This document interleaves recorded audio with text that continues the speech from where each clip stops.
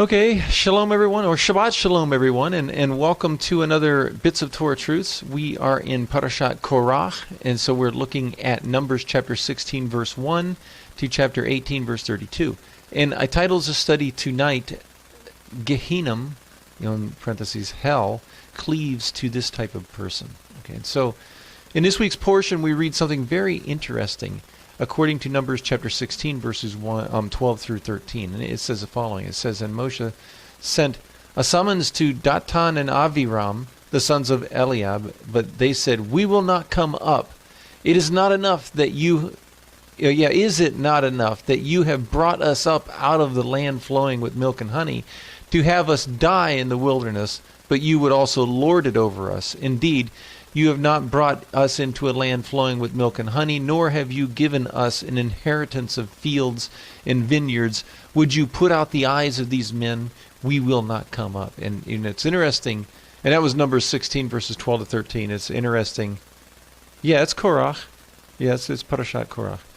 And what's interesting tonight is that...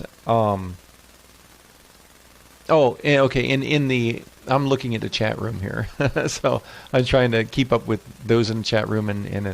Okay, so we're reading these few verses here. It's interesting. They call the land of Egypt the land of their bondage and slavery, the land of flowing with milk and honey. And then to die in the wilderness because they knew that they'd rejected the command to enter into the promised land and take the land. And then they go on to say that that in the men's response here, that to Moshe's request, they make this statement that would you the putting out of the eyes of these men. Okay, and I thought that was interesting. They said, would you put out the eyes of these men? We will not come up. What do you think that means? What does it mean to put out the eyes of a man? Okay, and the Hebrew text uses the word karam, which translates as either vineyard, or if the root word is kara, meaning to dig a grave. And this may be translated as, and dig the eyes out of a man. Or as the NASB translates this as to put out the eyes of these men. Okay, so they're talking about, it seems like from the Hebrew text that they're making a claim to tear out the eyes so someone can't even see. And now Rashi on Numbers 16 verse 12, he states the following in part 1 and part 2 of his commentary. He says, And Moses sent to call Datan and Aviram, and it says, From here we may learn that one should not persist in strife. And Midrash 10 Huma on Korach 10, for you see Moshe sent them out in order to conciliate them by peaceful words. And then in part 2 he says, We will not go up, and their mouth tripped them up. Unwittingly, they made mention of their fate, that they would have only a descent. Their words are taken to mean that we shall not be going up, we shall be going down into the depths of the earth. Okay, and so here Rashi interprets Moshe's words to be those of seeking peace between Datan and Aviram and the priesthood. And their response was that they will not ascend, we will not go up. And the rabbis derive much meaning from this concept of, from the statement of ascending or descending, okay? And the meaning behind the statement of either ascending or not ascending, as reference to taking upon the yoke of God's commands, these men are being unwilling to do so. They're unwilling to obey God's word and his command, and so they want to have it their way. So here Rashi states that their statement determined their fate. Rather than ascending, they would descend to the destruction in the depths of the earth, into Gehenom, or into hell. Now, Cooney's commentary states that this phrase, not to ascend or go up, did not mean that Moshe stood upon an elevated platform, but was a standard expression when people were asked to appear before a judge. Ibn Ezra states that it was possible the tent of meeting was located on a higher ground within the camp, and therefore it is appropriate to use the language to go up. The alternative interpretation on these things explains that this describes one who goes to the service of Hashem, or to the chosen people, b'makom, in the place for which God calls his, or makes his name known, b'makom, the place of God. The disgruntled nature of their complaint about the priesthood follows on the story of their refusing to ascend into the promised land and then receiving the gift of God. And so they were also ridiculing what Moshe had portrayed as an ascent from Egypt, saying, "Is this what you call an ascent?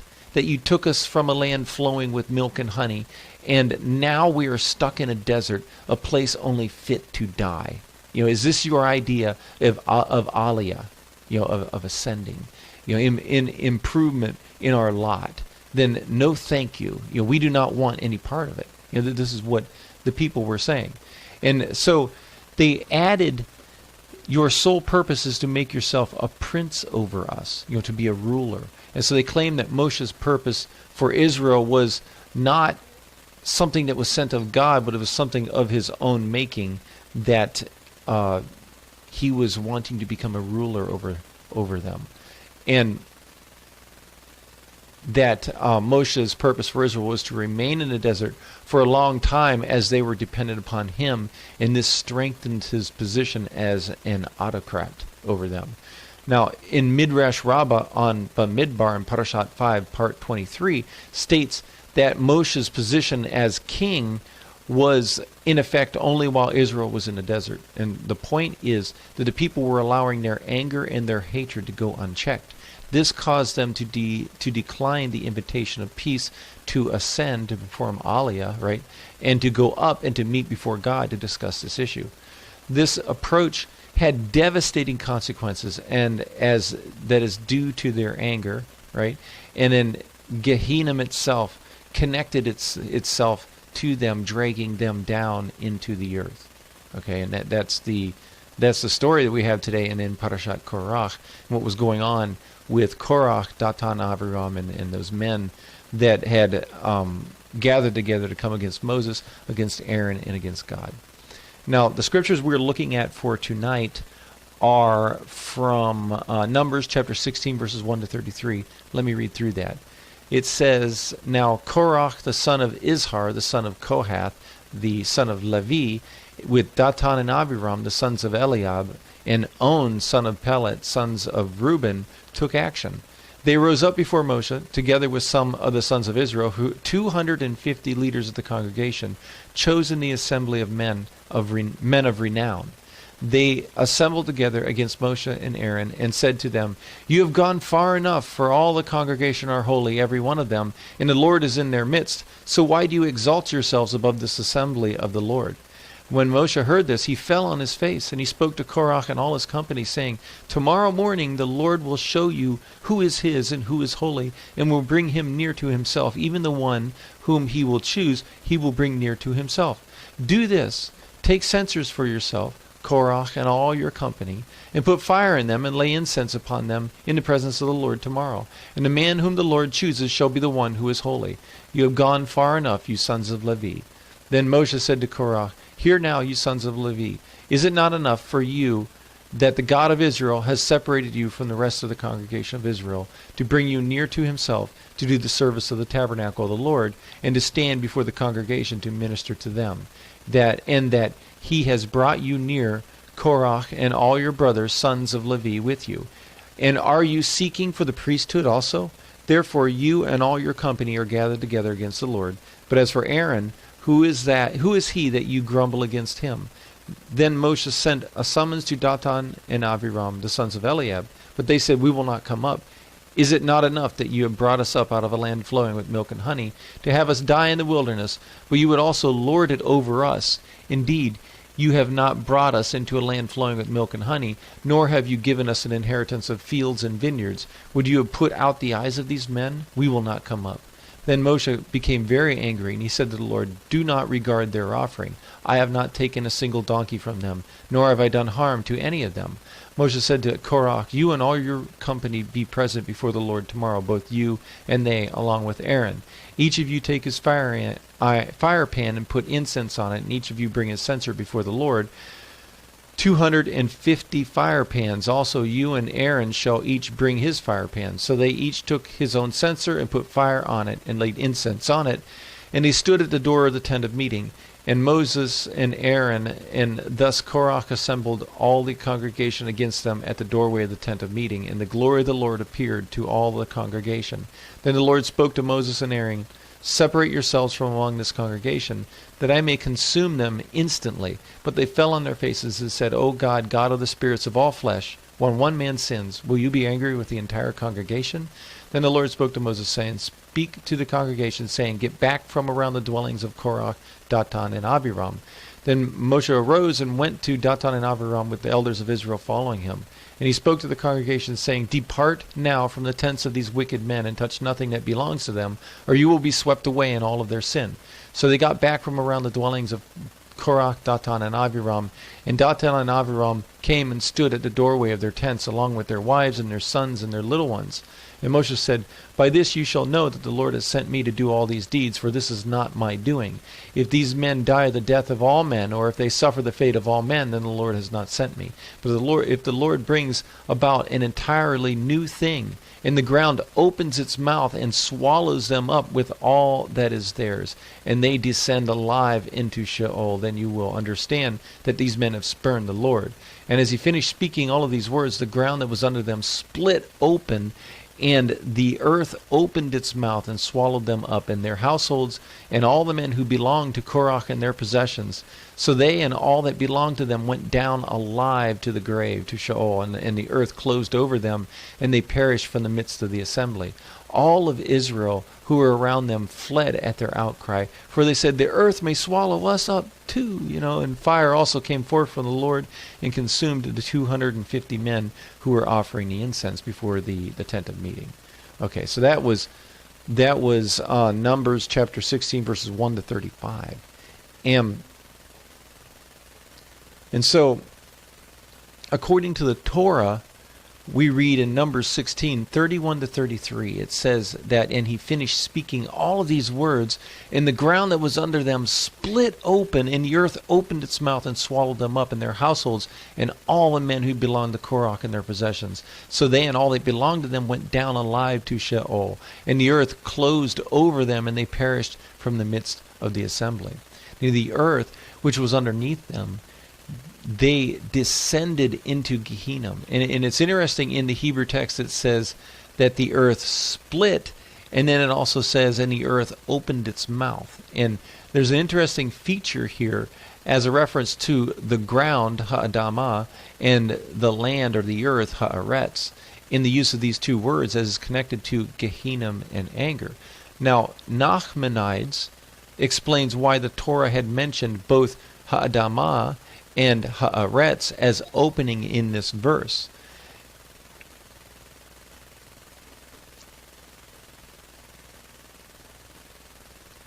Had the Torah only written that the ground had split open, the phenomenon could have been considered as an ordinary earthquake. Although Moshe had predicted the time and the place, this is why the Torah added the words that the earth opened its mouth, to explain to us that a great miracle, unparalleled, had happened here. And this is why the miracle had been predicted as a beriah, a new thing, a new creation. And the place where this took place returned to its original appearance as distinct from an earthquake, which leaves behind clear evidence that there had been an upheaval. We've seen pictures of earthquakes where the ground splits and then it remains. But in this case, with Korach, Datan, and Abiram, the earth opened, they went down, and it closed over top as if there was nothing there. So it was obviously a beriah, something that was new, a new creation. And the significance of this Torah portion reveals to us the spiritual connection that is to anger and hatred, and its ultimate resting place, which is Gehenom, or hell. Now, the text also states that all of their property, went down, it descended, revealing to us that not only the people, but all of their belongings, including their tents, their monies, their pets, their children, included, everything was swallowed up, descended into darkness. And these are things which may our possessions, may become idols in our lives. In the Talmud Bavli in Sanhedrin 106, interprets the descent into the earth as being coupled to burning. They were swallowed up in darkness and burned in the fire, which is a distinction or a distinct description of hell, right? And this is derived from Numbers 26 verse 10. It says that it swallowed them up as well as Korach, and then the assembly died as the fire consumed the 250 men. And so this teaches us that these men who held on to anger were both swallowed up and also consumed in the fire. The text presented for us today here in Parashat Korach makes a distinction between love and hate. That love is connected to the God of Israel, to heaven, and hate is connected to Gehenom, to hell. Now, the Zohar on Bereshit A6 reveals to us the reasons for both Gehenom and hatred are being coupled together based upon the interpretation from the creation account. And it's really fascinating when we study the Midrashic literature and we study the Zohar. It's interesting how the rabbis draw out right from the creation account a very messianic interpretation of the Messiah.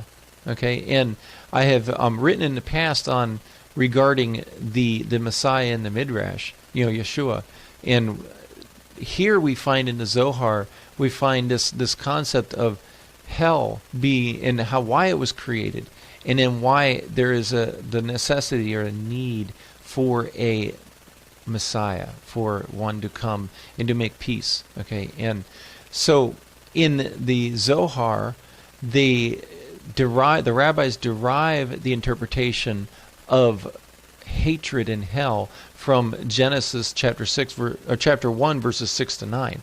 That says the following. It says, "And God said, let there be an expanse in the midst of the water, and let it separate the waters from the waters. And God made the expanse and separated the waters which were below the expanse from the waters which were above the expanse, and it was so. And there was morning a second day. And then God said, let the waters below the heavens be gathered into one place, and let dry land appear, and it was so."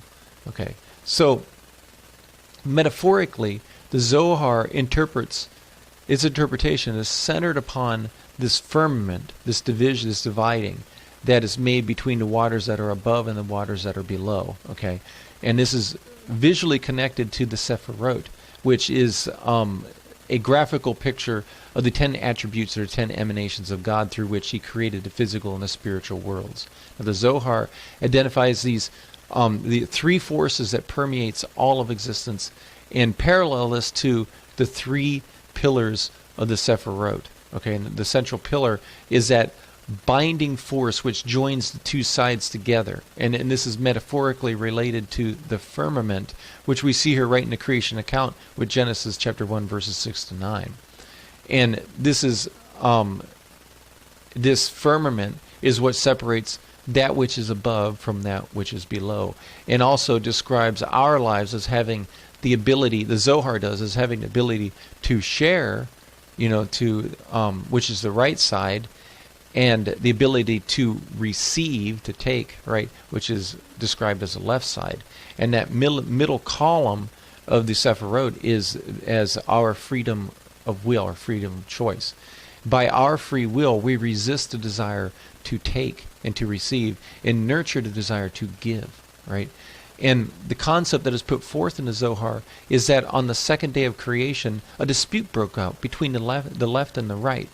And the left side was aroused with this dispute against the right side. And the fire of anger between the two sides was fierce. Kabbalistically, it is said that from this dispute, from this fire of anger, Gehenom, or hell, was created. And Gehenom was awakened and created by the left, and the left cleaved to it. When I read the first time I read this, I thought Democrats and Republicans. I just, for some reason, and because of the hatred that is there, and I was just like, wow, the left.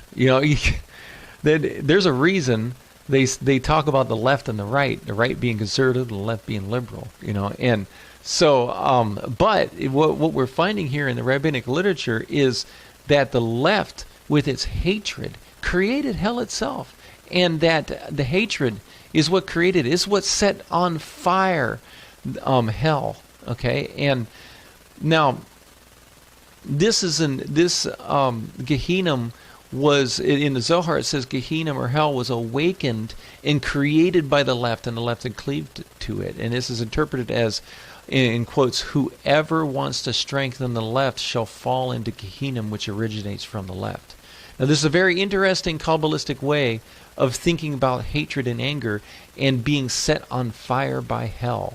And the concepts presented here in the Zohar describes these two sides, these two desires in our lives, right? You got greed and you got pride. You want to take for ourselves, versus you have humility and humbleness and love, as in giving, and on the right. So you can see these two sides in our lives that the rabbis say that this represents, and these two desires. And there is a need then for an intermediary in the middle to make peace between the two. Now, the New Testament text that seems to parallel this is from Matthew chapter 5, verse 22.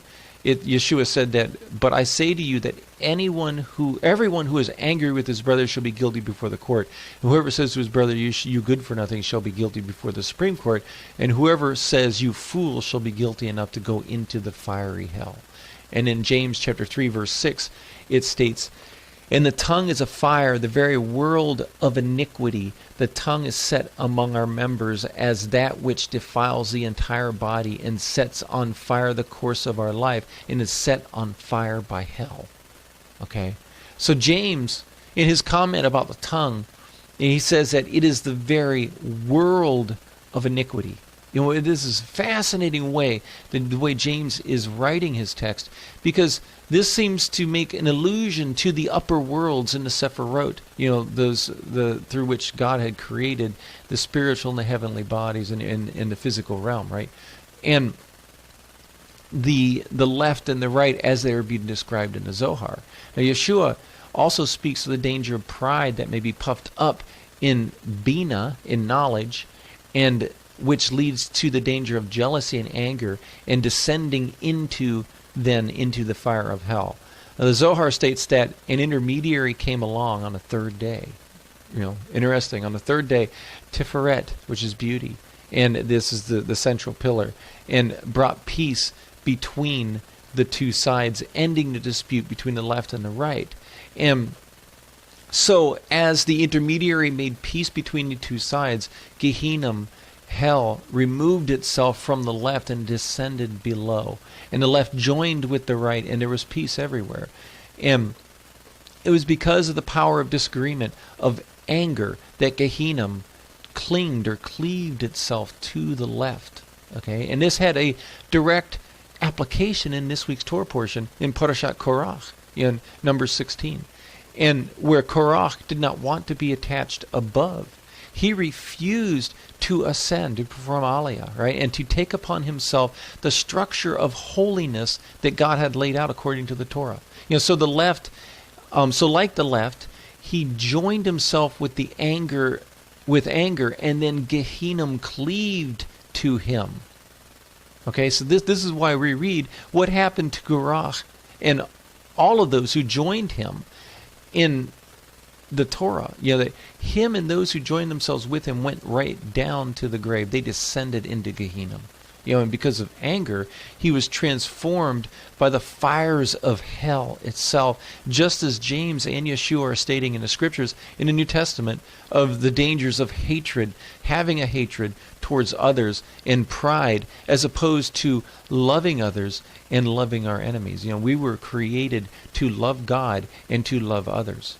And so, so Moshe, the intermediary of God, attempted to settle this dispute between Korach and the priesthood. And we can see the parallels here as anger drives to be unbalanced, to be heavier on the left, and that represents unrighteousness, wickedness, as opposed to the right, which represents righteousness and holiness and truth. Now, the point of the Kabbalistic interpretation on the firmament separating, causing a separation, a division between the left and the right, from the waters above to the waters that are below, heaven and Gehenom, or hell. This alludes to the need for an intermediary, a Messiah sent from God. And this Messiah is the one who makes peace and prevents one from literally descending into hell. By the Messiah, that we literally are given the gift of peace within. And so hell, Gehenom, can't cleave to us and won't drag us down, with it. And it's easy to see how many New Testament connections there are, in this week's Torah portion. And the absolute imperative for having faith in Yeshua the Messiah, for the salvation of our souls. This is the way God established for us to have true peace, a peace that is from within, that is divinely created in our lives to overcome anger and hatred and pride. Now, Yeshua the Messiah on the third day raised from the grave. He overcame death and by faith enters into our lives such that we may have peace from within, where both the left and the right sides, the desire to take and the desire to give, are brought together under His rule. And we live our lives according to His word for the glory of our Father in heaven. And so this week's Torah portion provides us with a strict warning against allowing anger and hatred to be cultivated in our hearts. And this is connected to forgiving others so that our Father in heaven will also forgive us also, right? And Matthew 6, verse 14, you can find that. Now the way of life is trusting in God our Father above, believing in Yeshua the Messiah, who laid His life down on our behalf, and loving one another just as Yeshua has demonstrated for us by example. And so I hope, and that's what I have for the Torah portion for this week, but I hope that you can see how easy it is to understand how both the Torah and the gospel message go hand in hand. They fit perfectly, and the Torah helps us to understand why, what is being said in the apostolic writings, why Yeshua had to come, why we must believe in Him, so that hell does not cleave to us, right? And so I hope you enjoyed the study. Next week is a fantastic study. It is titled, Why Must the Messiah Be Lifted Up? A Torah-based perspective. Definitely come back next week. It's a fantastic study, and I hope you enjoyed this study. If you did, subscribe to the channel, leave me a comment on the YouTube channel, or you can send me an email. You can find that on the matsadi.com website. Okay? Thanks for listening. Bye.